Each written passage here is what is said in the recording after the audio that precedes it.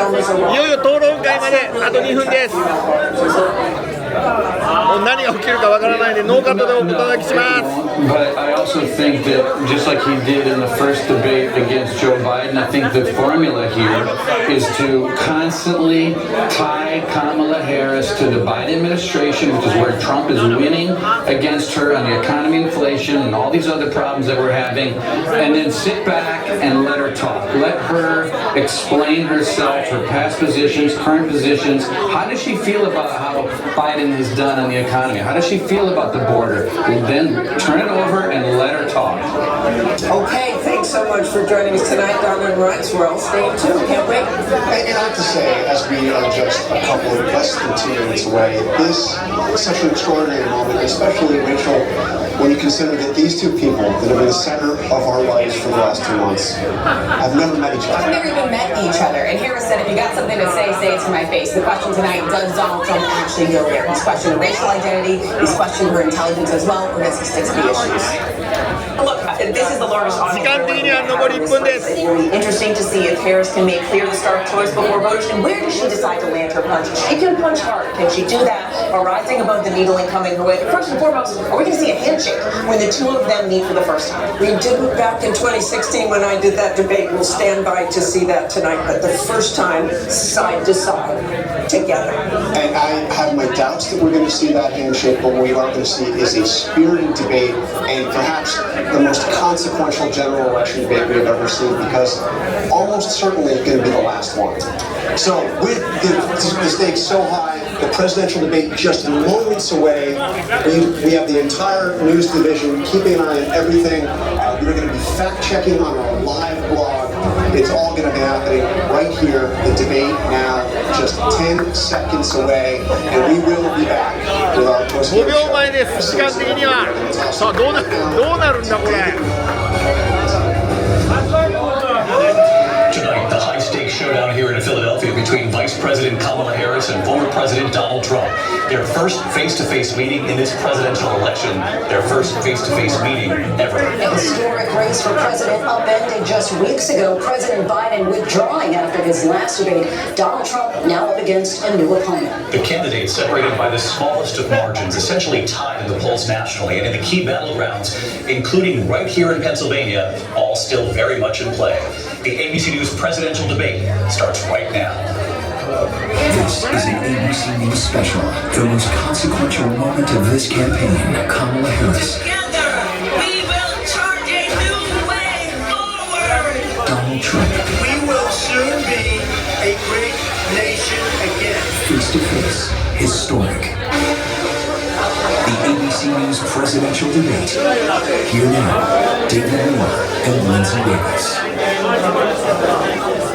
Good evening, I'm David Muir, and thank you for joining us for tonight's ABC News presidential debate. We want to welcome viewers watching on ABC and around the world tonight. Vice President Kamala Harris and President Donald Trump are just moments away from taking the stage in this unprecedented race for president. And I'm Lindsay Davis. Tonight's meeting could be the most consequential event of their campaigns, with Election Day now less than 2 months away. For Vice President Kamala Harris, this is her first debate since President Biden withdrew the race on July 21st. Of course, that decision followed his debate against President Donald Trump in June. Since then, this race has taken on an entirely new dynamic. And that brings us to the rules of tonight's debate. 90 minutes with 2 commercial breaks. No topics or questions have been shared with the campaigns. The candidates will have 2 minutes to answer questions, and this is the clock. That's what they'll be seeing. 2 minutes for rebuttals and 1 minute for follow-ups, clarifications, or responses. Their microphones will only be turned on when it's their turn to speak. No pre-written notes allowed. There is no audience here tonight in this hall at the National Constitution Center. This is an intimate setting for 2 candidates who have never met. President Trump won the coin toss. He chose to deliver the final closing statement of the evening. Vice President Harris selected the podium to the right. So let's now welcome the candidates to the stage. Vice President Kamala Harris and President Donald Trump.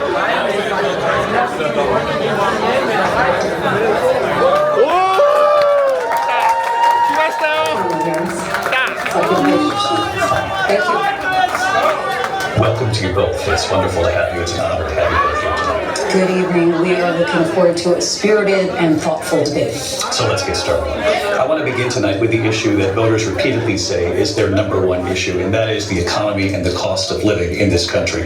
Vice President Harris, you and President Trump were elected 4 years ago, and your opponent on the stage here tonight often asks his supporters, are you better off than you were 4 years ago? When it comes to the economy, do you believe Americans are better off than they were 4 years ago? So I was raised as a middle-class kid, and I am actually the only person on this stage who has a plan that is about lifting up the middle class and working people of America. I believe in the ambition, the aspirations, the dreams of the American people. And that is why I imagine and have actually a plan to build what I call an opportunity economy. Because here's the thing. We know that we have a shortage of homes and housing, and the cost of housing is too expensive for far too many people. We know that young families need support to raise their children, and I intend on extending a tax cut for those families of $6,000, which is the largest child tax credit that we have given in a long time, so that those young families can afford to buy a crib, buy a car seat, buy clothes for their children. My passion, one of them, is small businesses. My mother raised my sister and me, but there was a woman who helped raise us. We call her our second mother. She was a small business owner. I love our small businesses. My plan is to give a $50,000 tax deduction to start up small businesses, knowing they are part of the backbone of America's economy. My opponent, on the other hand, his plan is to do what he has done before, which is to provide a tax cut for billionaires and big corporations, which will result in $5 trillion to America's deficit. My opponent has a plan that I call the Trump sales tax, which would be a 20% tax on everyday goods that you rely on to get through the month. Economists have said that Trump sales tax would actually result for middle-class families in about $4,000 more a year because of his policies and his ideas about what should be the backs of middle-class people paying for tax cuts for billionaires. President Trump, I'll give you 2 minutes. First of all, I have no sales tax. That's an incorrect statement. She knows that. We're doing tariffs on other countries. Other countries are going to finally, after 75 years, pay us back for all that we've done for the world. And the tariff will be substantial in some cases. I took in billions and billions of dollars, as you know, from China. In fact, they never took the tariff off because there was so much money they can't.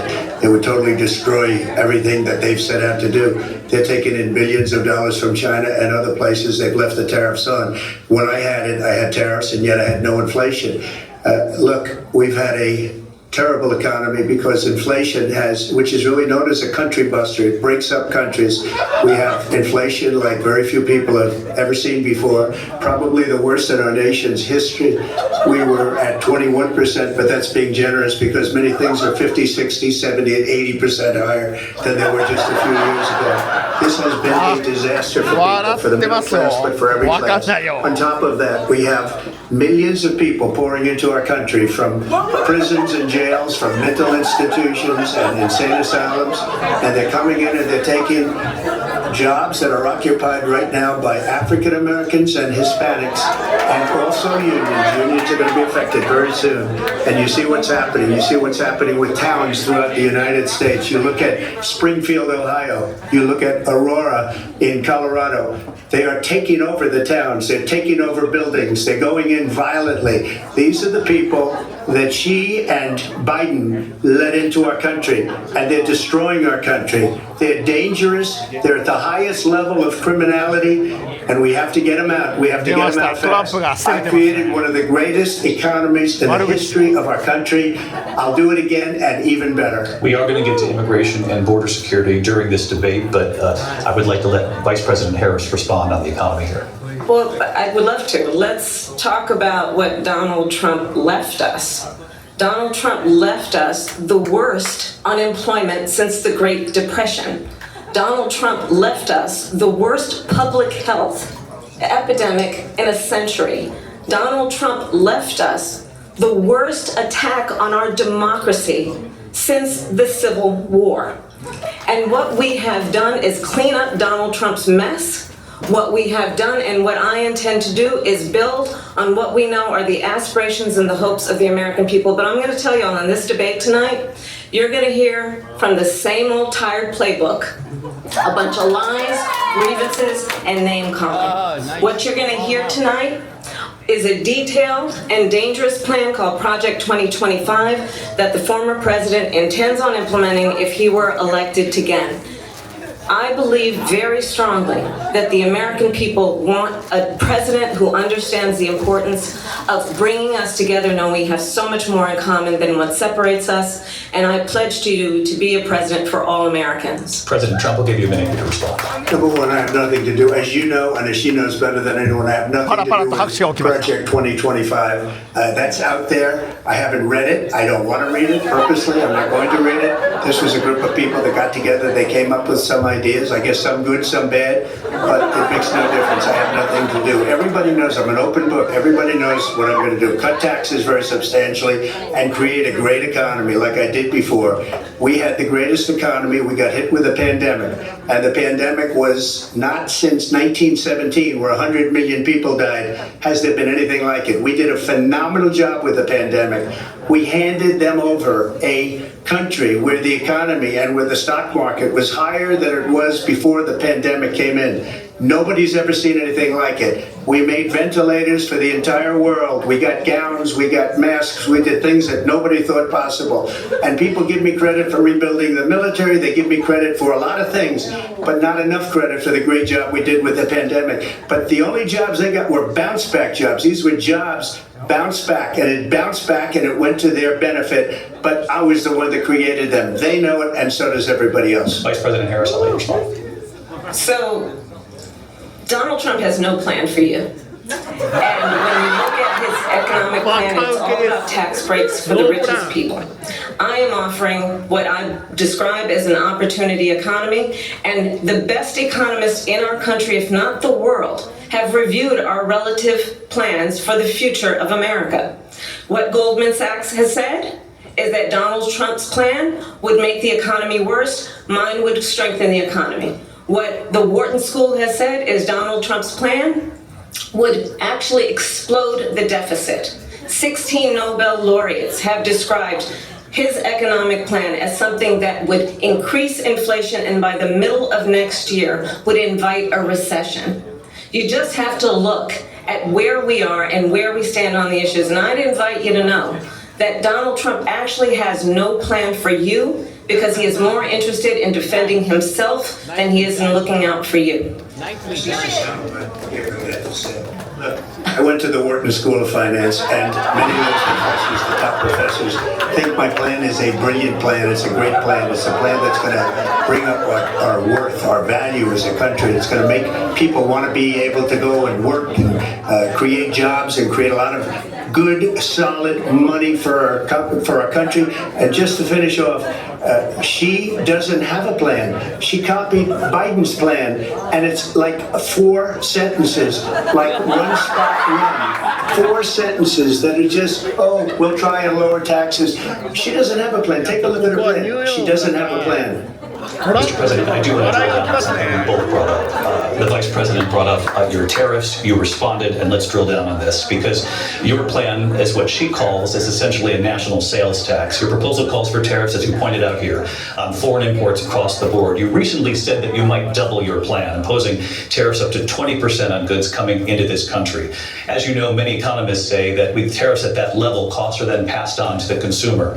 Vice President Harris has argued it'll mean higher prices on gas, food, clothing, medication, arguing it costs the typical family nearly $4,000 a year. Do you believe Americans can afford higher prices because of tariffs? They're going to have higher prices. What's going to have, and who's going to have higher prices, is China and all of the countries that have been ripping us off for years. I was the only president ever. China was paying us hundreds of billions of dollars, and so were other countries. And, you know, if she doesn't like them, they should have gone out and they should have immediately cut the tariffs. But those tariffs are there 3.5 years now under their administration. we are going to take in billions of dollars, hundreds of billions of dollars. I had no inflation, virtually no inflation. They had the highest inflation perhaps in the history of our country, because I've never seen a worse period of time. People can't go out and buy cereal or bacon or eggs or anything else. The people of our country are absolutely dying with what they've done. They've destroyed the economy. And all you have to do is look at a poll. The polls say 80 and 85 and even 90% that the Trump economy was great, that their economy was terrible. Vice President Harris, I do want to ask for your response, and you heard what the president said there, because the Biden administration did keep a number of the Trump tariffs in place. So how do you respond? Well, let's be clear that the Trump administration resulted in a trade deficit, one of the highest we've ever seen in the history of America.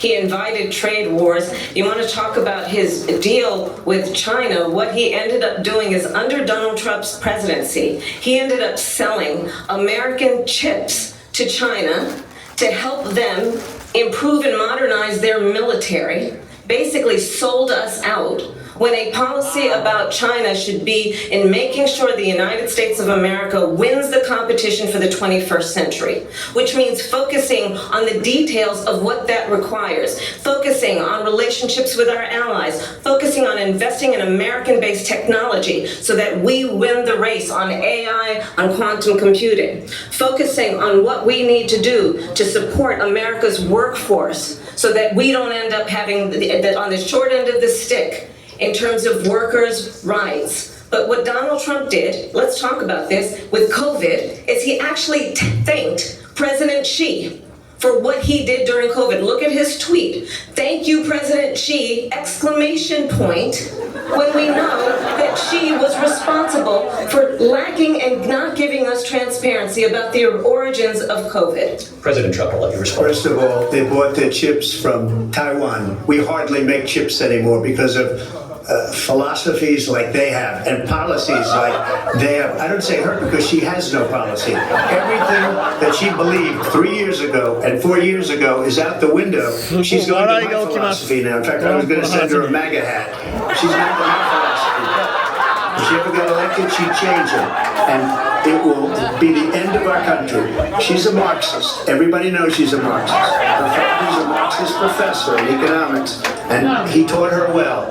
But when you look at country, and when you look at these millions and millions of people that are pouring into our country monthly, where it's, I believe, 21 million people, not the 15 that people say, and I think it's a lot higher than the 21. That's bigger than New York State pouring in. And just look at what they're doing to our country.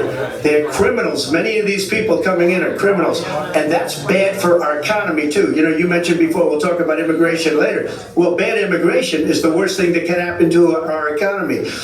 They have, and she has, destroyed our country with policy that's insane. Almost policy that you say they have to hate our country. President Trump, thanks. I want to turn to the issue of abortion. President Trump, you often touted that you were able to kill Roe v. Wade. Last year, you said that you were proud to be the most pro-life president in American history. Then last month, you said that your administration would be great for women and their reproductive rights. In your home state of Florida, you surprised many with regard to your 6-week abortion ban, because you initially had said that it was too short. And you said, quote, "I'm going to be voting that we need more than 6 weeks." But then the very next day, you reversed course and said you would vote to support the 6-week ban. Vice President Harris says that women shouldn't trust you on the issue of abortion because you've changed your position so many times. Therefore, why should they trust you? Well, the reason I'm doing that vote is because the plan is, as you know, the vote is, they have abortion in the 9th month. They even have, and you can look at the governor of West Virginia, the previous governor of West Virginia, not the current governor, who's doing an excellent job, but the governor before, he said the baby will be born and we will decide what to do with the baby. In other words, we'll execute the baby. And that's why I did that, because that predominates, because they're radical. The Democrats are radical in that. And her vice presidential pick, which I think was a horrible pick, by the way, for our country, because he is really out of it.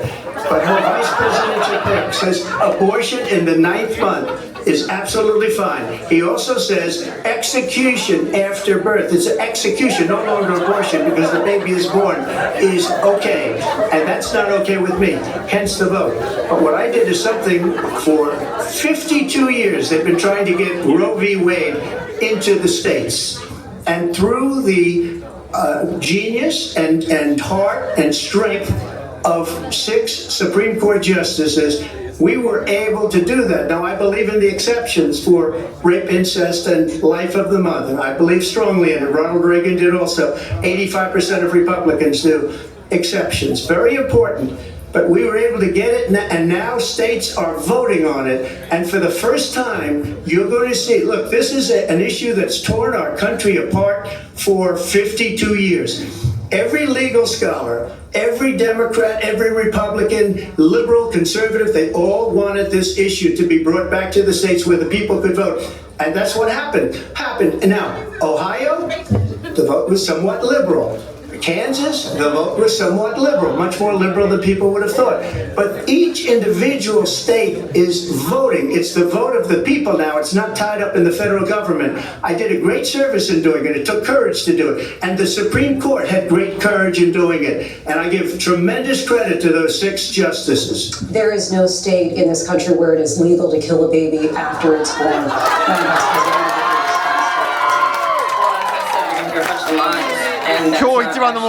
Surprising fact. Let's understand how we got here. Donald Trump hand-selected 3 members of the United States Supreme Court with the intention that they would undo the protections of Roe v. Wade. And they did exactly as he intended. And now in over 20 states, there are Trump abortion bans, which make it criminal for a doctor or nurse to provide health care. In one state, it provides prison for life. Trump abortion bans that make no exception even for rape and incest, which understand what that means. A survivor of a crime of violation to their body does not have the right to make a decision about what happens to their body next. That is immoral. And one does not have to abandon their faith or deeply held beliefs to agree. The government, and Donald Trump certainly, should not be telling a woman what to do with her body. I have traveled around our country. You want to talk about this is what people wanted?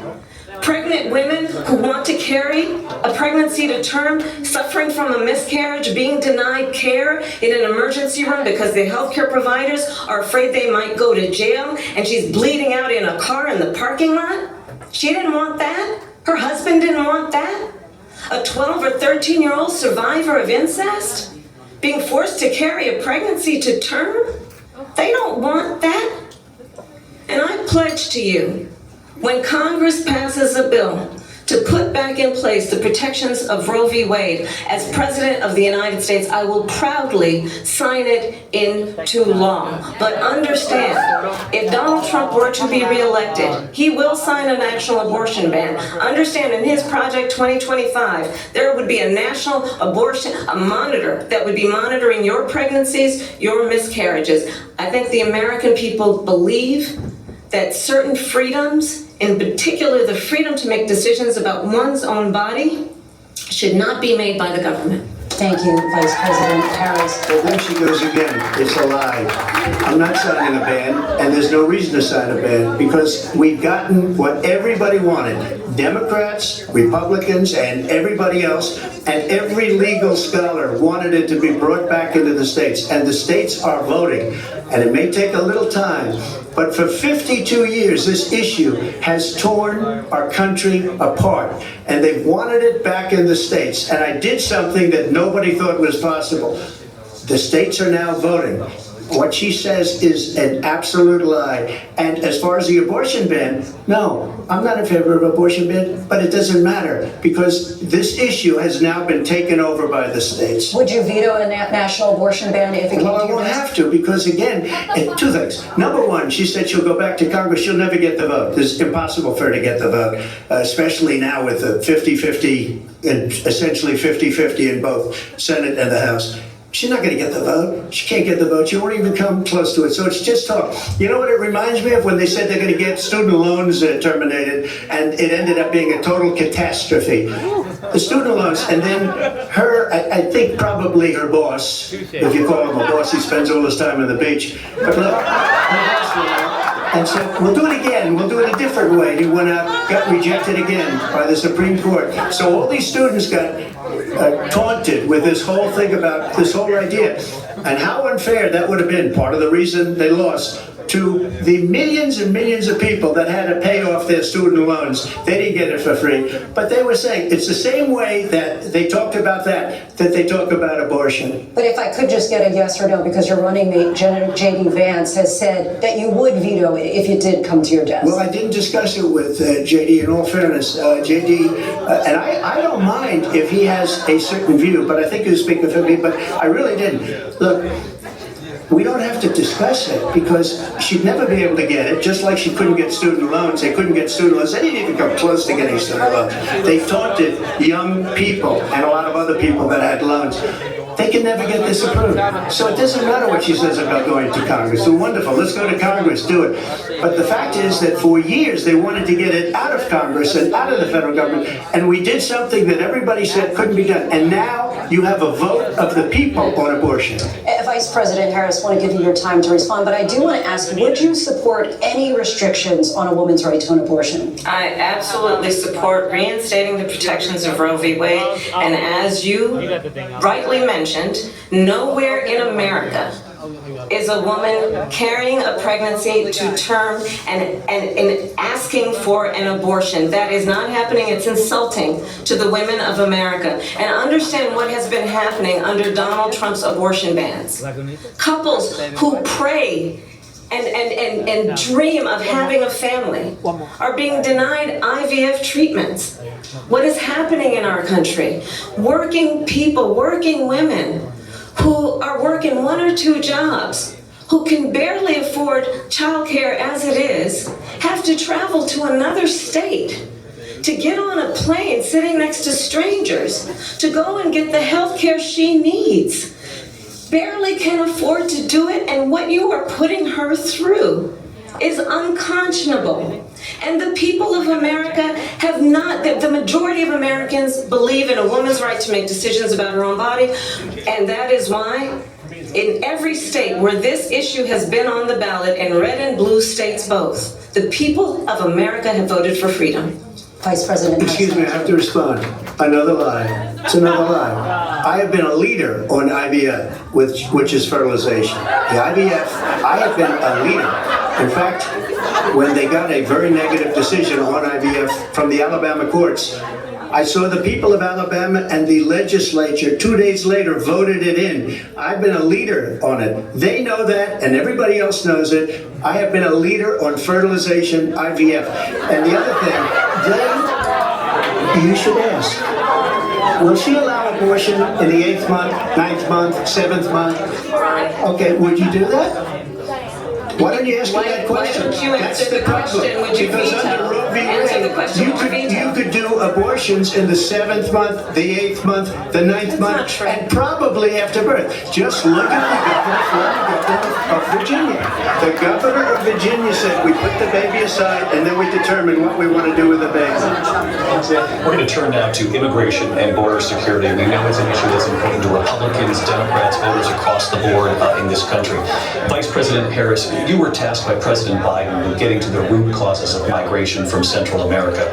We know that illegal border crossings reached a record high in the Biden administration. This past June, President Biden imposed tough new asylum restrictions. We know the numbers since then have dropped significantly. But my question to you tonight is, why did the administration wait until 6 months before the election to act? And would you have done anything differently from President Biden on this? So I'm the only person on this stage who has prosecuted transnational criminal organizations for the trafficking of guns, drugs, and human beings. And let me say that the United States Congress, including some of the most conservative members of the United States Senate, came up with a border security bill which I supported. And that bill would have put 1,500 more border agents on the border to help those folks who are working there right now overtime trying to do their job.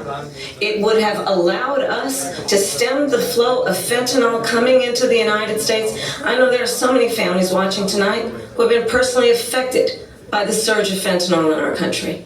That bill would have put more resources to allow us to prosecute transnational criminal organizations for trafficking in guns, drugs, and human beings. But you know what happened to that bill? Donald Trump got on the phone, called up some folks in Congress and said, kill the bill. And you know why? Because he'd prefer to run on a problem instead of fixing a problem. And understand, this comes at a time where the people of our country actually need a leader who engages in solutions, who actually addresses the problems at hand. But what we have in the former president is someone who would prefer to run on a problem instead of fixing a problem. And I'll tell you something, he's going to talk about immigration a lot tonight, even when it's not the subject that is being raised. And I'm going to actually do something really unusual, and I'm going to invite you to attend one of Donald Trump's rallies, because it's a really interesting thing to watch. You will see during the course of his rallies, he talks about fictional characters like Hannibal Lecter. He will talk about windmills cause cancer. And what you will also notice is that people start leaving his rallies early out of exhaustion and boredom. And I will tell you, the one thing you will not hear him talk about is you. You will not hear him talk about your needs, your dreams, and your desires. And I'll tell you, I believe you deserve a president who actually puts you first, and I pledge to you that I will. Vice President Harris, thank you. President Trump, on that point, I want to get your response. Well, I would like to respond. Let me just ask, though, why did you try to kill that bill, and successfully so? That would have put thousands of additional agents and officers on board. First, let me respond to the rallies. She said people start leaving. People don't go to her rallies. There's no reason to go. And the people that do go, she's busing them in and paying them to be there, and then showing them in a different light. So she can't talk about that. People don't leave my rallies. We're the biggest rallies, the most incredible rallies in the history of politics. That's because people want to take their country back. Our country is being lost. We're a failing nation. And it happened 3.5 years ago. And what's going on here, you're going to end up in World War III, just to go into another subject. What they have done to our country by allowing these millions and millions of people to come into our country, and look at what's happening to the towns all over the United States. And a lot of towns don't want to talk. It's not going to be Aurora or Springfield. A lot of towns don't want to talk about it because they're so embarrassed by it. In Springfield, they're eating the dogs, the people that came in. They're eating the cats. They're eating the pets of the people that live there. And this is what's happening in our country, and it's a shame. As far as rallies are concerned, as far as the reason they go is they like what I say. They want to bring our country back. They want to make America great again. It's a very simple phrase, make America great again. She's destroying this country, and if she becomes president, this country doesn't have a chance of success. Not only success, we'll end up being Venezuela on steroids. I just want to clarify here, you bring up Springfield, Ohio, and ABC News did reach out to the city manager there. He told us there have been no credible reports of specific claims of pets being harmed, injured, or abused by individuals within the community. Let me just say here, this is the people on television say my dog was taken and used for food. So maybe he said that, and maybe that's a good thing to say for a city manager. I'm not taking this from but television. The people on television say my dog was eaten by the people that went there. Again, the Springfield city manager says there's no evidence of that. Vice President Harris, I'll let you respond to the rest of what you've